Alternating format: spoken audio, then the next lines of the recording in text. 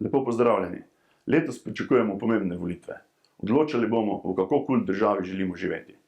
Bo to policijska država, razdeljena, ustrahovana, s policijskim topom na ulicah, solzivcem, v strahu, v krizi, prezadolžena? Ne, to ni kul. Tega si ne želimo. Dovolj je te neodgovorne vlade. Tako kot ne moremo neomejeno izčrpavati planeta, tako se ne moremo neomejeno zadolževati.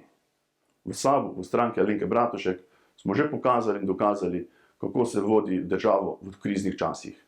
Prioritete stranke SAB v naslednjem mandatu bodo povečevanje samooskrbe s hrano in pitno vodo, konsolidacija javnih financ, dolgotrajna oskrba za upokojence, centralizacija nabav v zdravstvu, več stanovanj za mladih in seveda druge prioritete.